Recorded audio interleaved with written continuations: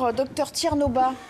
Merci d'avoir répondu à notre invitation. Vous êtes le médecin qui s'occupe de Pone. Alors Pone, c'est un compositeur de musique, un rappeur français, membre du groupe de rap La Funky Family dans les années 90, très très connu.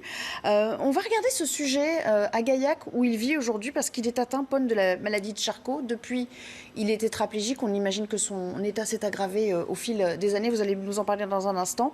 Et puis après, on va parler de tous ces malades qui sont parfois méconnus dans notre pays. Je vous propose de regarder ce sujet tourné par Romain Ripoto. Cette musique, Pone l'a composée avec ses yeux. Atteint de la maladie de Charcot, il est paralysé, mais grâce à ce petit boîtier, il peut déplacer la souris de l'ordinateur avec son regard.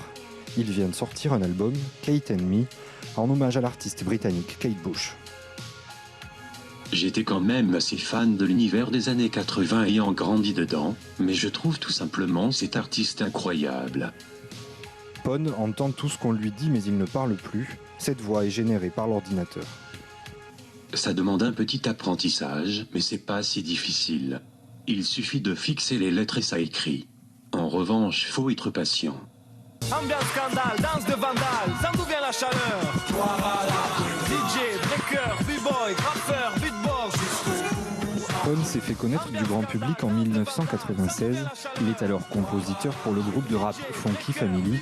Les albums s'arrachent, les récompenses pleuvent. Le groupe décroche 2 disques de platine et 3 disques d'or. Mais en 2015, sa vie bascule. Il souffre de la maladie de Charcot. Au début, quand on vous annonce que vous allez mourir, forcément c'est difficile. Une épreuve qu'il traverse en famille avec ses 2 petites filles et son épouse. L'épanouissement, il vient en fait du fait qu'on revient à l'essentiel. Qu'avant, voilà, on se prend la tête sur des petites broutilles du quotidien, des petites histoires de tous les jours. Et du coup, quand on se concentre en fait juste sur l'essentiel en vivant le moment présent à fond, ça change tout. Et donc du coup, oui, on se rend compte qu'avant, on n'était pas si heureux que ça en fait. Pone démontre qu'une vie est possible malgré la maladie. Même quand il termine un morceau par des applaudissements, ce n'est pas par nostalgie des concerts passés, seulement un moyen de se rappeler de bons souvenirs. Je dois dire que je suis fier de moi et de ma famille pour avoir réussi à retrouver une vie normale. Voilà, un très beau sujet, évidemment, qu'on doit à Romain Ripoto. Et on remercie Dr Ba. Donc, je me tourne vers vous, puisque vous le connaissez très bien. Vous êtes d'ailleurs parti avec lui de l'association Tracadom et SLAA pour les nuls. C'est le nom scientifique de la maladie de Charcot. On précise que c'est une maladie neurodégénérative, avec une progression rapide, si on comprend bien, après le diagnostic. Pourquoi semble-t-elle aussi méconnue aujourd'hui? Parce qu'en fait, ça fait partie des maladies rares en fait, qui existent en France. Et de plus en plus, les gens ne sont pas informés sur les maladies rares. Et le plus souvent, ces genres de pathologies affectent certaines personnes qui vivent à domicile et qui, des fois, font le souhait de vivre à domicile. Donc elles s'isolent de fait du reste du monde, ou elles sont forcées de s'isoler, ce qui fait qu'il n'y a pas de relais dans la société, quoi. Il n'y a pas de relais et puis je pense aussi on ne met pas en place de les accompagner pour qu'ils puissent rester à domicile, ces genres de pathologies. Et de plus en plus, ces maladies nécessitent en fait beaucoup de moyens humains et également de moyens techniques pour pouvoir rester à domicile, comme la SLA, qui consiste le plus souvent à maintenir des gens qui sont sous respirateur, comme Pone, qui a un respirateur à domicile. Et le plus souvent, c'est de pouvoir les accompagner à domicile. Aujourd'hui, c'est un peu le porte-voix, Pone, de ces gens qui souffrent de la maladie de Charcot. On rappelle que c'est une affliction jusqu'ici incurable du système nerveux, mais où en est la recherche quand même? Est-ce qu'il y a des notes d'espoir quelque part? Après, la recherche est en cours. Comme toute recherche, c'est une maladie neurodégénérative. Donc, ça nécessite beaucoup de moyens. Aujourd'hui, c'est inciter les gens à pouvoir aider les chercheurs à continuer à faire la recherche. Mais aujourd'hui, au jour d'aujourd'hui, il n'y a pas de solution en fait pour soigner la maladie. Il n'y a que quelques médicaments qui sont sur le circuit en fait qui permettent de ralentir un peu la progression. Mais le plus gros des soins nécessite en fait une prise en charge en fait humaine pour pouvoir accompagner ces gens. Justement, quelle est la prise en charge des malades aujourd'hui? L'État fournit des aides, il y a des services d'accompagnement qui sont prévus? Voilà, il y a des associations en fait qui luttent pour ça, pour essayer d'accompagner ces gens de patients. Mais après, il y a des services type des hospitalisations à domicile, des HAD, que l'on appelle hospitalisation à domicile. Et puis, il y a tout ce qui est des petites associations comme des SIAD. Et après, c'est un relais de réseau de médecins généralistes et de médecins spécialistes en fait, qui accompagnent ces genres de patients à domicile. On parle de combien de personnes en gros qui sont affectées aujourd'hui en France? Aujourd'hui, il y a à peu près 600 000 personnes qui sont affectées. À des degrés divers, dont la maladie est déclarée et de toute façon dont le diagnostic est posé, implacable. Oui. 600 000 personnes. Donc France, c'est énorme. On peut s'étonner même que la maladie ne soit pas plus prise en compte ou plus relayée, commentée dans les médias même. Dans les médias, oui.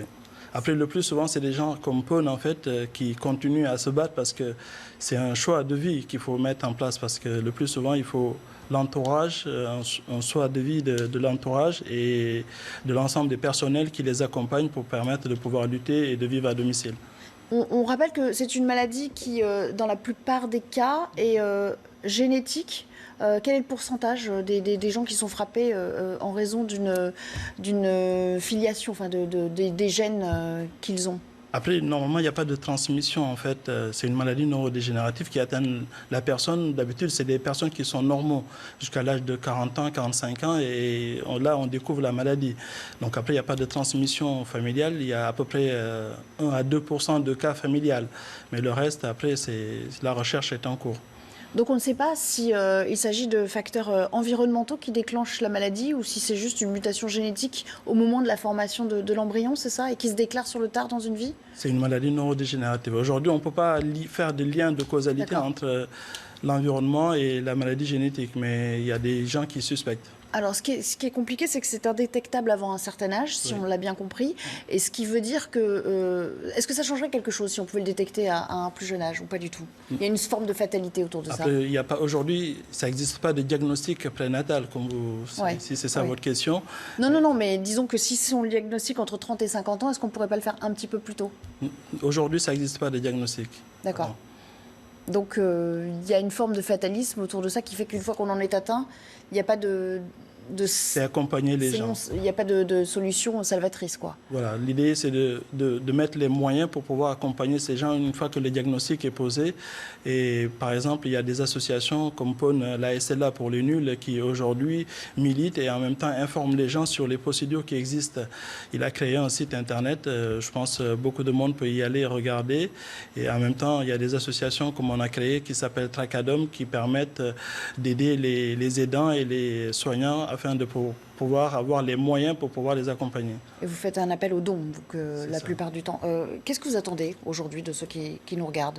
Le plus souvent, c'est que les pouvoirs publics se réveillent sur ces maladies rares et puis essaient de pousser la recherche et en même temps d'aider ces malades qui sont à domicile et leur entourage, de les accompagner afin que ces personnes puissent vivre dignement à domicile. Et avoir une fin de vie décente aussi pour la plupart. Merci beaucoup, docteur Ba, d'être venu sur notre plateau nous parler de cette maladie de Charcot qui reste un sujet largement méconnu, même si, on l'a compris, 600 000 personnes en souffrent dans notre pays. Voilà, c'était Envie d'agir pour ce mois d'octobre.